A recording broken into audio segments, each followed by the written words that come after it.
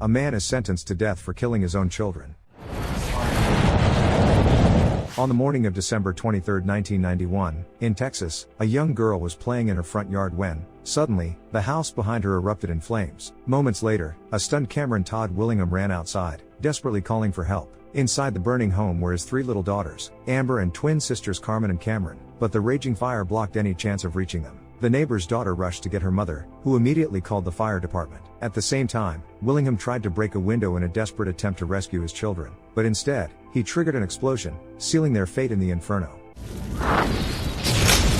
Firefighters arrived at the scene shortly after, followed by investigators who collected the children's remains and charred belongings for examination. Not long after, authorities visited Willingham's home to determine the cause of the fire. They noticed that the kitchen door had been blocked by a refrigerator and found traces of gasoline in the girl's room. Convinced that the fire had been deliberately set, investigators suspected Willingham of arson and infanticide. To piece together what happened, they brought in Willingham and his wife, Stacy, for questioning. She hadn't been home at the time of the fire, so investigators asked where she had been. Stacy explained that after working a night shift, she had gone to the Salvation Army to pick up Christmas presents, as their family was struggling financially. When asked if anything unusual had happened the day before the fire, Willingham quickly said no. But in reality, that morning, he had stumbled home after an all-night party. Stacy had been furious. She was the one supporting the family while he stayed home or went out drinking with friends. Adding to her anger, Stacy had found a condom in Willingham's pocket, realizing he had been unfaithful. She called him a jobless loser and taunted that he wouldn't even dare hit her, because if he did, she wouldn't go to work, and they'd have no money to survive. That evening, Stacy left for work,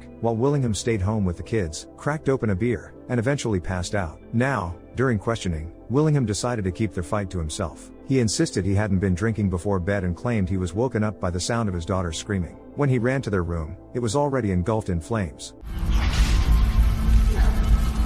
He tried to reach his daughters and save them, but the fire was too intense. Unable to find them, he was forced to flee the house to survive. Investigators then questioned whether Willingham had any prior run-ins with the law, making it clear they doubted the fire was accidental. The next day, the Willinghams buried their daughters. On the way back, Todd suggested stopping somewhere to eat, but Stacy, consumed by grief, demanded he shut up and pull over. Willingham, insisting they needed to get through this together, kept driving. Stacy, however, blamed him for not saving their children and ordered him to leave her alone. Their argument escalated, distracting Willingham to the point where they nearly got into an accident. At that moment, flashing lights appeared behind them. The police pulled them over, ordered Todd out of the car, and placed him in handcuffs. He was arrested for the deliberate murder of his own children. Willingham pleaded his innocence, but no one listened. Thrown into a jail cell, his frustration boiled over, and he lashed out at a cellmate who made a poorly timed joke. Later, Stacy visited him with a lawyer, Jerry Horton. Horton advised Todd to plead guilty to avoid the death penalty, but Willingham refused. He wasn't going to confess to something he didn't do.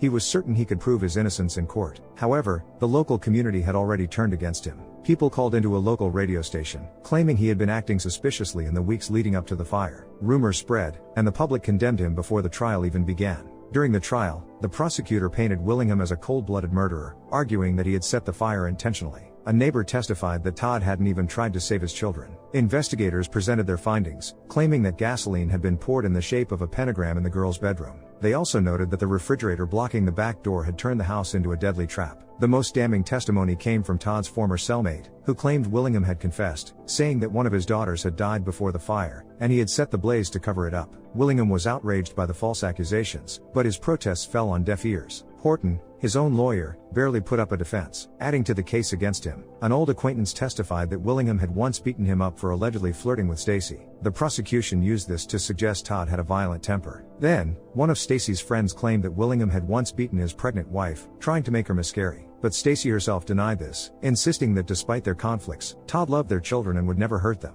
The prosecutor then questioned why so many witnesses would lie about him. Turning to Stacy's past, he brought up her traumatic childhood, how she had been raised by her grandmother because her father had beaten her mother to death. Furious, Stacy snapped that her past had nothing to do with Todd and maintained his innocence. Willingham also pleaded with the court, insisting he would never have harmed his children. But the judge and jury weren't listening. And I got a right to respond, Judge! The prosecutor addresses the jury, asking them to hand down a death sentence to Willingham. Without much hesitation, they find him guilty and sentence him to the highest penalty. Soon, Willingham is sent to prison, where he must wait for his execution by lethal injection. All the guards and fellow inmates show him hostility, calling him a child murderer. As he is escorted to death row, one of the guards, Daniels, remarks that the execution could happen in a few days or several years. Willingham insists once again that he is innocent, but Daniels points out that every inmate says the same thing. One day, while in the bathroom, other prisoners begin to taunt Willingham, and he snaps, starting a fight with one of them. For violating the rules, he is thrown into solitary confinement, where the guards severely beat him. When he regains consciousness, Willingham is overwhelmed by memories. The happiest moments with his children and Stacy flood his mind,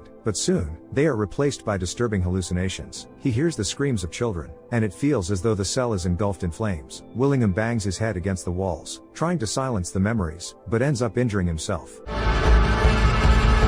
12 weeks later, Willingham continues to wait for his execution on death row and no longer breaks the rules. Stacy now lives with her grandmother and receives many letters from her husband, but she doesn't respond or visit him. She still believes her husband is innocent, but her grandmother advises her to forget him and start a new life. Willingham continues writing to his wife and grows increasingly frustrated by the lack of response. He often watches as other inmates are taken to their executions, and one day, a black inmate named Ponchai from the neighboring cell strikes up a conversation with him. Ponchai sharply criticizes the justice system, claiming that the poor are ignored and given bad lawyers. However, Ponchai mentions that there are organizations in Texas that could appoint a new lawyer for him for free and help him get his case reconsidered. This idea sparks hope in Willingham, and he immediately writes a letter asking for help. Soon, a lawyer named Reeves meets with him, bringing several law books and a transcript of his trial. Reeves tells him that he needs to find signs of negligence in his case to help get it reopened quickly. Willingham doubts that he can understand the material, but Reeves insists that this is his last chance. Over the next few weeks, Willingham struggles to study the documents, with Ponchai helping him along the way as they become friends. One night, guards come for Ponchai and escort him to his execution. Yes, you can, Ponch. Yes, you can. Yes, you can, bro. After saying goodbye to his friend, Willingham sinks into depression over yet another loss. The scene shifts to 7 years later, in 1999. Playwright Elizabeth Gilbert is caring for her sick ex-husband George, raising 2 teenage children, and striving to help everyone in need. One day, she unexpectedly receives a letter from Willingham, who has not been executed yet. He claims he got her address from the Texas Coalition to abolish the death penalty and asks her to take a look at his long-forgotten case and visit him. Willingham's story intrigues Elizabeth, and despite her family's lack of understanding, she decides to meet the inmate in person. Soon, Elizabeth arrives at the prison and meets Willingham. He thanks her for her attention, saying she is the first person to visit him in all these years. The man recalls his daughters and swears that he loved them deeply and never took their lives. Willingham asks Elizabeth to tell him something about the outside world, but their time together quickly runs out, and the guards interrupt their meeting. Time's up. Later, Elizabeth meets with her friends and tells them Willingham's story. They don't believe in his innocence and consider him a Satanist, jokingly warning her to be careful not to fall in love with him. Returning home, Elizabeth finds her children in tears and learns that their father, her ex-husband, has passed away. The woman struggles with the loss but does not abandon Willingham's case. Soon, she receives another letter in which he thanks her for the visit and shares his thoughts on life. He claims that after all these years in prison, he has reevaluated everything and is no longer the 24-year-old foolish man he once was before being incarcerated. Not long after, Elizabeth visits Willingham again. He asks her to tell him about her children and then reads her a poem he wrote about his daughters. Over the years in prison, Willingham has built relationships with the guards, even with Daniels, who was initially the most hostile toward him. One day, Daniels notices Willingham speaking to his eldest daughter, who appears to him in visions. Hey, good. The father apologizes for not saving them and repeatedly insists that the fire was not his fault. The guard begins to consider the possibility that the man may indeed be innocent of their deaths. Meanwhile, Elizabeth responds to Willingham's letters, sharing her thoughts about her children, work, and unfulfilled dreams. Willingham becomes so deeply immersed in Elizabeth's story that he imagines himself as a participant in all the events she describes, sending her his drawings in return. Their correspondence grows more frequent. Elizabeth visits Willingham often, becoming more invested in his fate, and soon realizes that she must fight for justice on his behalf. She goes to the archives, where she takes Willingham's case files and trial transcripts for careful examination. Soon, she discovers that the initial witness statements radically differ from what was said in court. For example, a neighbor initially told the police that Willingham desperately tried to break into the house and was crying in anguish, but at trial, she claimed he had no intention of saving the children. Elizabeth decides to meet with Horton, Willingham's first lawyer, who never even tried to defend him. Horton remains convinced that Willingham intentionally set the house on fire and is surprised that Elizabeth believes in his innocence. The woman asserts that she doesn't know for sure, but she is certain that the trial and Horton, in particular, were unfair to Willingham. Elizabeth then contacts Reeves and insists on filing an appeal, but he argues that it is pointless, as he spent 6 years working on Willingham's case and achieved nothing. Reeves, too, believes that the man is guilty of the fire and urges Elizabeth not to waste her time. but Elizabeth is determined not to give up and convinces Reeves to review the case. Noticing inconsistencies in other witness testimonies, she goes to visit Willingham's cellmate, Johnny Webb, who claimed that Willingham confessed to setting the fire. Elizabeth asks him to recall how and why Willingham decided to trust him, but Webb insists that he doesn't remember the details. Elizabeth then points out that prosecutors often promise something in exchange for testimony against another suspect. She notices Webb's expensive car and asks him to explain how he could afford it. Did he promise you a reduced sentence for that little story you told? The man admits to having made a deal with the prosecutor but is forbidden from talking about it. Elizabeth reminds him that an innocent person will lose their life because of his testimony, but Webb threatens her with a gun, forcing her to leave. Soon after, Elizabeth visits Willingham again and shares everything she's uncovered. She reassures him that the new information could allow them to file an appeal, but Willingham doubts its success, as he's already unsuccessfully filed 5 appeals and has only one chance left. Elizabeth tries to encourage him, telling him that despite the injustice in life, they must do everything they can. The next day, Elizabeth discovers that the psychiatrist who labeled Willingham a sociopath had never actually met with him. Furthermore, this doctor is involved in all cases where the prosecution needs a death sentence and always provides convenient diagnoses. Elizabeth excitedly shares her findings with her children, but her daughter points out that she's completely forgotten about them due to Willingham's case. Elizabeth sincerely apologizes, but she can't abandon the death row inmate. In an effort to bring public attention to Willingham's case, Elizabeth goes on the radio. She talks about witness bribery and other facts that prove the man's innocence. Among those listening to the program are everyone involved in the case, including Willingham himself. At the same time, Daniels informs him that the date of his execution has been set. Shocked, Willingham learns that the sentence will be carried out on February 17, 2004. During their next meeting, the desperate man tells Elizabeth not to waste her time on him, as no truth will save him from execution. He also confesses that he could have gone back into the house and tried to save the girls from the fire, but he was too afraid to watch them burn. He admits that he is indeed guilty for not being able to save them.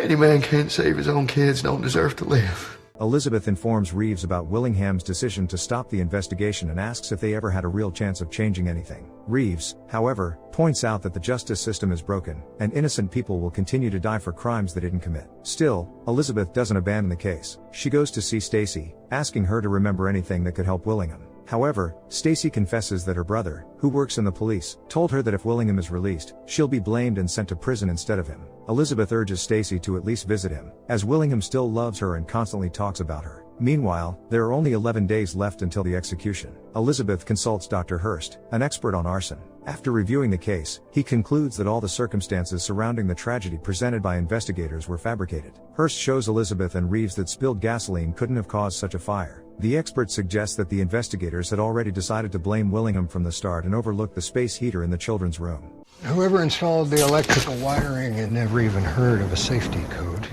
A short circuit caused a huge flash of fire, igniting everything that could burn. The gasoline, which Willingham was supposedly accused of spilling intentionally, had actually been spilled by accident, and the refrigerator had always been in the same spot. Filled with optimism, Elizabeth goes to see Willingham and tells him that Hurst completely rules out arson, and his conclusion could be a powerful argument for reopening the case. However, Willingham believes it's already too late to help him and doesn't want to spend the last 10 days of his life in false hope. Reeves sends Hurst's findings to the Board of Pardons, but the request is denied without even being reviewed. Reeves is shocked by the official's attitude, but he doesn't give up and decides to appeal to the governor. 7 days before the execution, Stacy finally visits her ex-husband. Willingham asks her to write a letter to the governor, but she refuses, and their conversation quickly turns into an argument. 5 days before the sentence is carried out, Willingham is moved to a new cell closer to the execution site. Meanwhile, in a bar, Webb watches a report about Willingham's upcoming execution and decides to write to the court, admitting that he was forced to testify against Willingham. Unfortunately, his letter ends up with the district attorney, who had coerced Webb into lying,